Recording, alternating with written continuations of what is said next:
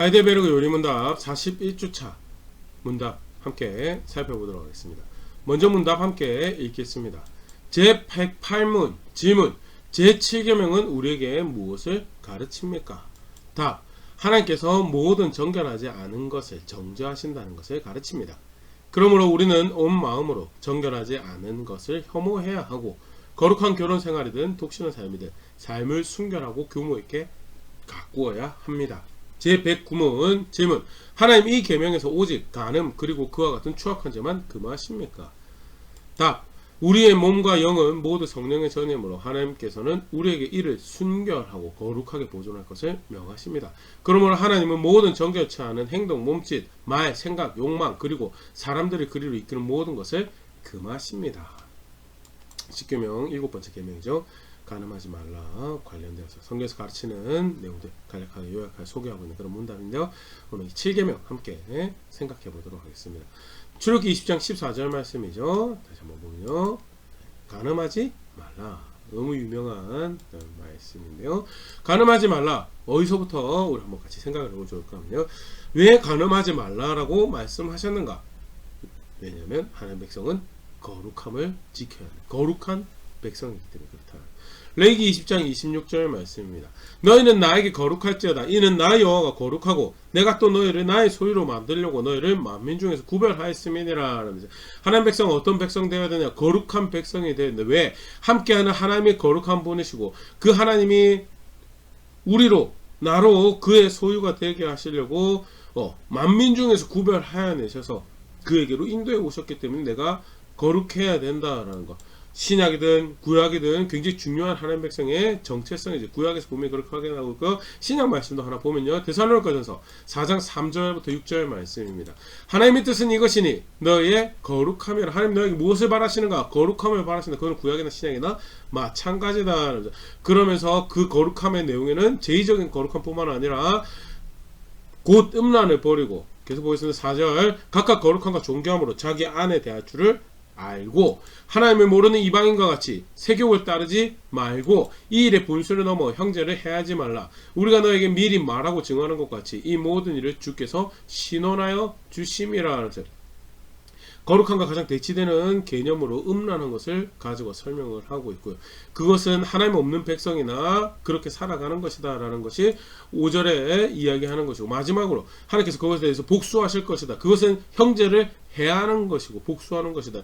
6계명을 어기게 되는 거고요. 네. 그리고 하나님께서 거기에 복수 그만큼 심각한 죄고 왜 원래 거룩해야 될 백성이 거룩함을 깨뜨려 버렸기 때문에 그렇다라는 거. 구약에도 그렇고 신약에도 그렇고 굉장히 중요한 하나님 백성의 모습이죠. 삶과 신앙을 규정하는 이해, 거룩한 백성이 되어야 된다라는 것. 그래서 그런 이해에서 그것을 깨뜨리는 대표적인 모습인 간음을 금하시더라라는 것. 아울러서 또 이 간음이라는 것이 우리 뒤에 좀 더 살펴볼 텐데요. 간음이라는 게 결국 결혼 제도에 대한 공격이죠. 결혼 제도에 대한 공격이요. 결혼 제도가 단순히 남자와 여자 자기들끼리 기뻐하는 것이 아니고요. 이 굉장히 흥미롭게도 하나님과 하나님 백성의 관계를 반영한 또 다른 모습이 뭐냐? 그게 혼인 관계더라. 부모 자식 관계가 사실은 하나님과 하나님 백성의 관계를 반영을 한 거죠. 그래서 대표적인 말씀이 창세기 5장 같은 경우에 하나님께서 하나님 형상으로 우리를 만드셨는데 아담이 자기 형상대로 아들을 낳더라라는 거예요. 이건 뭐냐? 굉장히 신비로운 장면이고 그래서 하나님께서 우리 아버지가 되시는구나 라고도 간접적으로 생각해 볼 수 있고요. 아울러서 우리의 부모 자식 간의 관계라는 것이 결국 하나님이 하나님 백성에 대한 관계가 반영되죠. 그 부모가 된다라는 것은 결국 내 아이에게 하나님께서 우리를 인도하시는 것처럼 인도자가 되어주고 내 아이에게 하나님께서 우리 공급자가 되신 보호자가 되신 것처럼 공급자 보호자가 되어줘야 된다는 것도 생각해 볼 수 있는 대목인데요. 그와 마찬가지로 우리 이 혼인 관계도 하나님과 하나님 백성의 관계가 반영이 되어진 이해더라는 거예요. 에베소서 5장 22절 25절 말씀입니다. 아내들이여 자기 남편에게 복종하기를 주께 하듯 하라. 남편에게 복종하라는 건데 그것을 어디에 빗대냐면 교회가 주께 예수님께 복종하는 것처럼 그렇게 하라는 23절 이는 남편이 아내의 머리됨이 그리스도께서 교회의 머리됨과 같음이니 그가 바로 몸의 구주시니라 라면서요. 결국 그 남편과 아내의 관계가 그리스도와 교회의 관계가 반영된 것임에 대해서 이렇게 설명되어지고 있죠. 24절 그러나 교회가 그리스도에게 하듯 아내들도 보험사에 자기 남편에게 복종할지니라. 25절 남편들아 아내 사랑하기를 그리스도께서 교회를 사랑하시고 그 교회를 위해 자신을 주신 같이 하라. 남편과 아내의 관계가 예수 그리스도와 교회의 관계를 반영하고 있고 그래서 아내와 남편의 관계에 대해서 설명할 때도 무엇이 경건한 부부관계의 모습인가에 대해서 예수 그리스도 교회의 관계에 그것이 그 부부관계에 잘 담겨질 수 있도록 그렇게 살아가는 것이 경건한 부부 생활이다라고 이야기하는 것이 에베소서 모습으로 보일 수 있고요. 에베소서 말씀뿐만 아니라 하나님께서 매덕한 또는 배신하는 이스라엘 백성들의 모습을 자주 등 돌린 배우자의 모습으로 성경의 구약성경에 표현하는 그런 정도도 보일 수가 있고요. 그래서 그 혼인관계에 이상한 이해를 가지고 오는 것 또는 그것을 흐트러뜨리고 무질서하게 만든 그것은 심각한 하나님의 그 질서를 대적하는 범죄죠. 그래서 간음하지 말라라고 명령을 하시더라라는 그 근간에는 거룩해야 되고 그 관계가 특별하더라라는 거 기억하실 수 있으면 좋을 것 같고요. 계속해서 좀 더 생각을 해보면요. 간음한다. 그렇기 때문에 간음한다라는 이슈가 누구에게 발생하느냐라고 할 때 하나님을 존중하지 않는 사람들에게 이 간음이라는 이슈가 공통적으로 다 등장을 하더라는 여러 장면에서 우리가 볼 수 있는데요. 창세기 6장 2절 말씀입니다. 노아 시대죠. 하나님의 아들들이 사람의 딸들의 아름다움을 보고 자기들이 좋아하는 모든 여자를 아내로 삼는지라. 자기들이 좋아하는 모든 여자를 아내로 삼는지라라는 거 크게 문제가 될 것 같지 않지만 하나님께서 정하신 결혼 제도는요. 남자와 한 여자가 한 몸을 이루는 것이 결혼 제도고 자기들이 좋아하는 모든 여자로 아내로 삼는 것은 그것은 그 관계를 깨뜨려 버린 거죠. 그 질서를 무시하는 거고요. 그게 마음에 생각하는 것부터 악함을 보시고라는 세대의 모습이고요. 타락한 백성의 모습이 대표적으로 드러나는 것이 음란과 간음, 결혼을 존중하지 않는 모습이죠. 출애굽기 34장 15절 16절 말씀. 너는 삶과 그 땅의 주민과 언약을 세우지 말지니 이는 그들이 모든 신을 음란하게 섬기며 그들의 신들에게 제물을 드리고 너를 청하며 내가 그 제물을 먹을까 함이며. 여기서 그들은 가나안 백성들이며 하나님 존중하는 것이 없는 백성들이고 그들은 자신의 신들을 음란하게 섬기는 백성들이고 대표적인 여러 가지 고고학자들의 이야기로 들려오는 것이 여자세 4장 또는 성전에 기거하는 창녀 창남들하고 관계를 가지는 모습들. 분명한 것은 음란하게 섬기는 것 다른 이방 신을 섬기는 사람들이 하는 짓이고요. 그래서 가서 너 그 땅 주민들하고 언약 세우지 말라고 네 자식들도 그렇게 하지 말라는 거. 16절 또 내가 그들의 딸들을 너의 아들들의 아내로 삼음으로 그들의 딸들이 그들의 신들을 음란하게 섬기며 내 아들에게 그들의 신들을 음란하게 섬기게 할까 함이니라 라면서요. 하나님 존중하는 것이 없는 백성들이 가지고 오는 대표적인 모습 또 다른 음란의 모습이 성경에 이렇게 소개가 되어지고 있고요. 또 계속해서 보면요. 로마서 1장 27절 28절입니다. 그와 같이 남자들도 순리대로 여자 쓰기를 버리고 서로 향하여 음욕이 부릴 듯하며 남자가 더불어 부끄러운 일을 행하여 그들의 그릇 때문에 상당한 보응을 그들 자신이 받았느니라 하면서 동성애하는 모습이죠.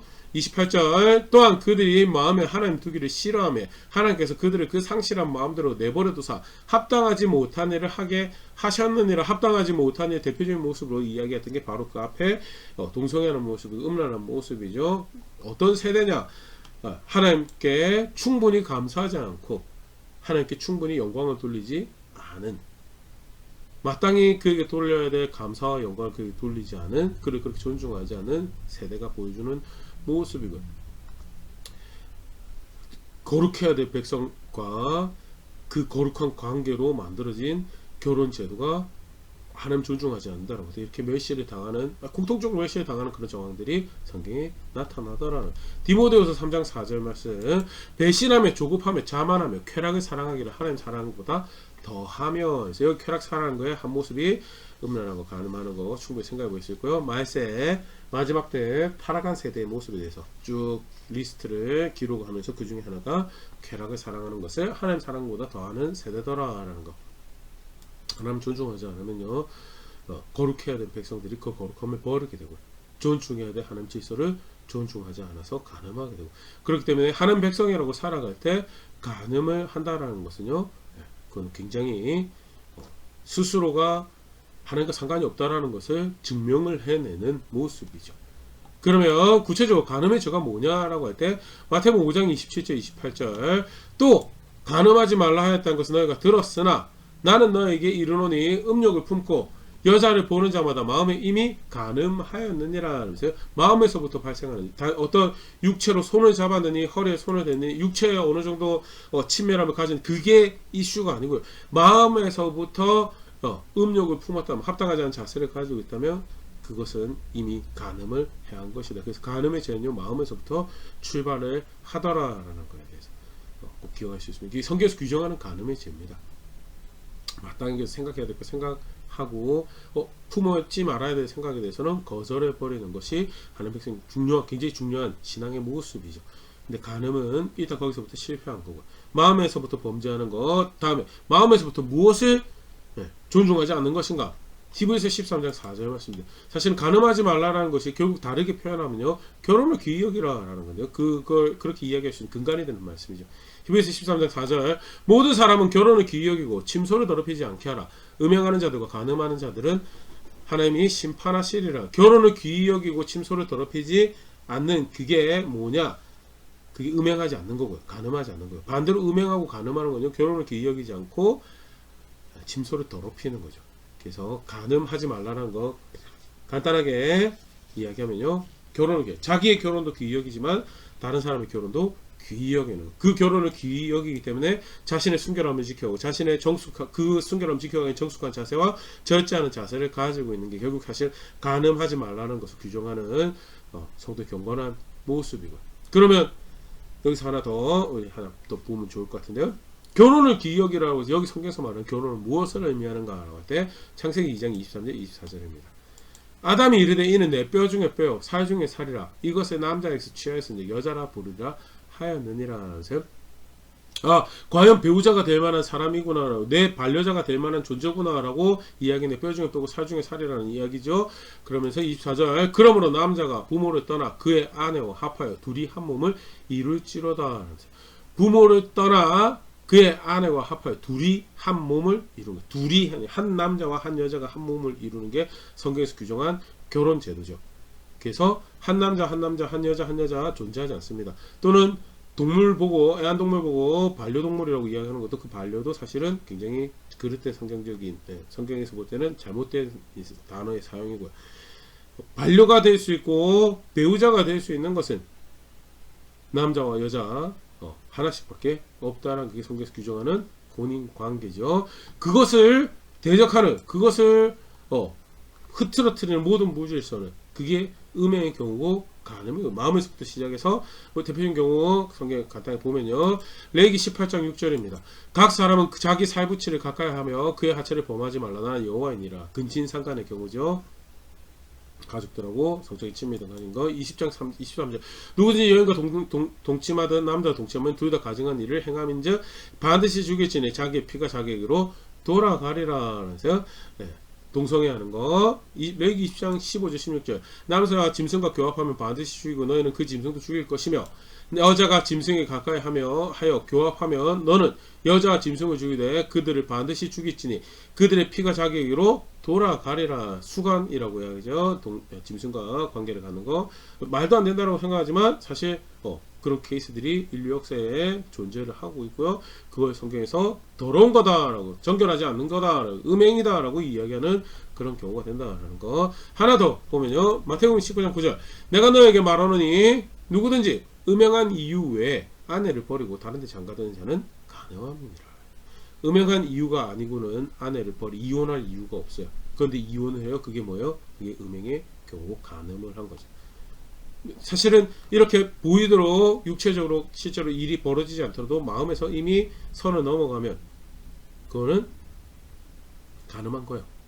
예수님 분명히 그렇게 얘기하시죠. 음욕을 품고 여자를 보면 이미 마음에 간음을 한 거예요. 딴 생각 가지고 자신의 순결함 지킬 생각도 없고 상대방 순결함 지켜줄 생각도 없는 그런 상태면 그건 이미 간음한 거다라는 거에 대해서. 그리고 부적절한 성관계 뿐만 아니라 정당하지 않은 이유로 이혼을 하게 되는 것도 사실 성경에서는 간음함이라고 생각합니다. 규정하고 있다는 것도 같이 기억할 수 있으면 좋을 거고요. 이 죄가 절대 가볍지 않다라는 것. 사실은 이스라엘 백성들이 고린도전서 10장이죠. 이스라엘 백성들이 가나안 땅에 들어가지 못한 적과 고리온 땅에 들어가지 못한 광야에서 죽은 이스라엘 백성들의 죄목에도 하나가 음행하는 게 들어간다면요. 또 다른 말씀입니다. 에베소 5장 5절 7절 신약 교회에게도 분명히 경고합니다. 그 하나님 나라에 들어갈 수 없는 범죄다. 에베소서 5장 5절 너희도 정녕 이것을 알거냐 음행하는 자나 더러운 자나 탐하는 자 곧 우상 숭배자는 다 그리스도와 하나님 나라에서 기업을 얻지 못하리니. 예, 음행하는 거 하나님 나라 기업이 없다라는 거. 쉽게 말해서 예수 믿는다고 음행하는 거, 예수 믿는다고 간음하는 거, 그건 사실 존재할 수 없는 그런 신앙이라고. 그거는 하나님 나라가 없다라는 거 단호하게 분명히 이야기하고요. 에베소 5장뿐만 아니라 갈라디아서에도 또 볼 수, 고린도에서도 또 볼 수 있죠. 6절 계속 보겠습니다. 누구든지 헛된 말로 너희를 속이지 못하게 하라. 이로 말미암아 하나님의 진노가 불순종의 아들들에게 임하나니 그러므로 그들과 함께 한 자가 되지 말라. 절대 그런 가르침, 그런 교훈 따르지 말라라고. 헛된 말로 속이지 못해. 이거는 하나님 분명히 진노하시는 건데 절대 그들과 함께하는 자가 되지 말라는 엄중한 경고가 성경에 가르쳐주고, 그래서 간음하지 말라 큰 죄고요. 하나님께서 처음 백성들에게 10가지 계명을 주시면서 규정하셨던 하나님 백성의 모습에는 절대 그 백성과 함께할 수 없는 것이 간음을 하지 않기 위해서 아까도 봤던 마음부터 지키고 마음 순결함과 정숙함과 절제하는 것이 계속적으로 반복적으로 훈련되고 연습되어져 있는 것이 사실은 간음하지 말라고 규정하는 모습이에요. 그렇게 해서 궁극적으로 어떻게 해요? 결혼을 존중하는, 내 결혼을 존중하는. 그래서 기혼이든 미혼이든 상관없이 현재 내가 결혼을 안 했다고 한다면 미래에 만날 내 배우자를 위해서 나의 순결을 지켜야 하고 그렇게 절제하고 정숙한 거. 미래에 만난 사람이 자기 자리가 내가 존중하지 않았다는 것이 상처가 되고 그것이 아픔이 되는 그거면 사실 간음한 거죠. 반대로 결혼을 했다면 더더욱 그렇게 해서 자기의 결혼도 존중하고 다른 사람의 결혼도 존중하는 것이 가능하지 말라는 것. 마지막으로 하나 더 보겠습니다. 야고보서 1장 27절 말씀입니다. 하나님 아버지 앞에서 정결하고 더러움이 없는 경건은 곧 고아와 과부를 그 환난 중에 돌아보고 또 자기를 지켜 세속에 물들지 아니하는 그것이니라. 세속이 어떻든 간에 동시대가 어떤 모습으로 살아가든지 간에 상관없다라는 거예요. 물들지 않고 거룩한 백성이면, 하나님 백성이면 마땅히 살아가야 될 거 살아가는 것이, 그게 신앙을 가지고 있다라고. 하나님을 구원으로 알고 있다는 백성이 살아가야 되는 모습이고, 그가 나를 그의 나라로 이끌어 가신다라는 것을 믿는 백성들이 살아가야 되는 모습이고, 아주 간단하게 분명하게 신앙을 그렇게 규정을 하고 있죠. 하나님 앞에서 정결하고 더러움이 없는 경건은 고아와 과부 도와줘야 될 사람, 책임 가운데 도와줘야 될 사람들 도와주고, 아울러서 자기를 지켜 세속에 물들지 않는 것. 간음하는 것도 사실 여기에 해당하는 것. 그만큼 굉장히 신앙의 중요한 기초가 되는 모습이죠. 간단하게 간음하지 말라라는 계명 가지고 우리 함께 살펴봤는데요. 나는 어떻게 내 마음을 지켜가고 내 삶을 지켜가고 있는가, 내 결혼 관계를 지켜가고 있는가, 나는 어떻게 내 배우자의 자리를 지켜가고 있는가, 다시 한번 정직하게 볼 수 있으면 좋을 거고요. 나는 그래도 건강하게 잘 관계하고 있는데, 잘 해가고 있는데, 감사하고 지속적으로 지켜가고 아름다운 본으로 남아있으면 좋을 것 같고요. 마음을 형태로는 괜찮은데 마음을 지키고 있지 못하는 부분들이 있다. 싸워가야 되고 지속적으로 싸워가며 세속에 모이지 않게 해서 무엇이 거룩한 것인가에 대해서 계속해서 생각 가운데 또 마음 가운데 심어가야 돼 심었고 버려야 될 거 버리는 그런 자리에 있는 그런 일이 될 수 있으면, 무엇보다도 나는 거룩하신 하나님 자신의 소유라고 부르신 그의 거룩한 백성입니다라는 그런 거를 고백해간 자리에 있는 그런 제가 또 함께하는 교회 우리 될 수 있으면 좋을 것 같습니다.